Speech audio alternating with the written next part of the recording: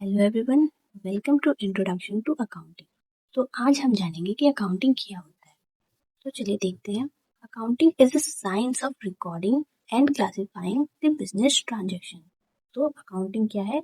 Recording है, जो हम रिकॉर्ड करते हैं। कहाँ हम लोग रिकॉर्ड करते हैं? जनरल में। और क्लासिफाइंग, कहाँ क्लासीफाई करते हैं? लेजर में। So basically it is the science of recording and classifying the business transaction. किस चीज को हम लोग रिकॉर्ड करते हैं? बिजनेस ट्रांजैक्शन को, which are financial in nature.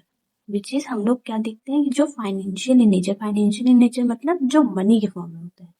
तो which are financial in nature and art of making significant summarise, analyse and interpretation of those result. फिर हम लोग उसके बाद उसको क्या करते हैं? समराइज करते हैं, जो हम लोग ट्रायल बैलेंस बनाते हैं। फिर उसको इंटरप्रिटेट करते हैं उस ट्रांजेक्शन को। तो इसका डेफिनेशन क्या हो गया? It is the science of recording and classifying the business transaction which are financial in nature and art of making significant summarize, analyze and interpretation of those transactions। फिर हम कुछ इसके फीचर्स देख लेते हैं कि अकाउंटिंग के क्या क्या फीचर्स होते हैं।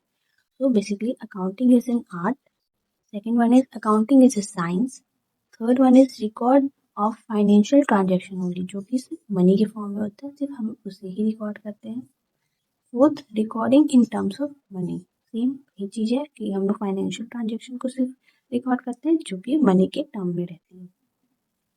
फिर हम देखते हैं कुछ ऑब्जेक्टिव हम क्यों बनाते हैं, अकाउंटिंग हम लोग क्यों करते हैं।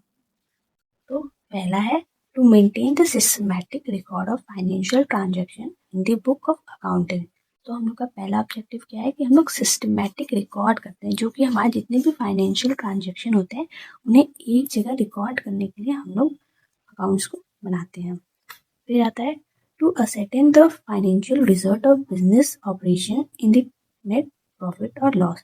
जितने भी हमारे फाइनेंशियल जितने भी ऑपरेशन हुए रहते हैं उनका नेट प्रॉफिट और लॉस निकालने के लिए हम लोग अकाउंटिंग करते हैं। हम देखते हैं हमें कितना प्रॉफिट हुआ है, कितना लॉस हुआ है, इस वजह से हम लोग अकाउंटिंग करते हैं। Now the third one is to ascertain the financial position of the enterprises of the period ending of the particular date.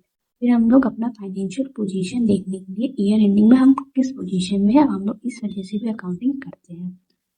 फिर हमारा दूसरा आता है to communicate the financial information to various user. हमें अपने यूजर्स के को कम्युनिकेट करने के लिए भी अकाउंटिंग करते हैं, जिस वजह से हम उन्हें सब फाइनेंशियल इंफॉर्मेशन प्रोवाइड कर सकें। फिर आता है to facilitate rational decision making process among the users of accounting information. फिर हम लोग उसकी हेल्प से कुछ रैशनल डिसीजन मेकिंग बना सकते हैं। फिर हम लोग आता है financial facilitating management providing accounting information to users. ये सब कुछ हमारे ऑब्जेक्टिव्स में आ सकते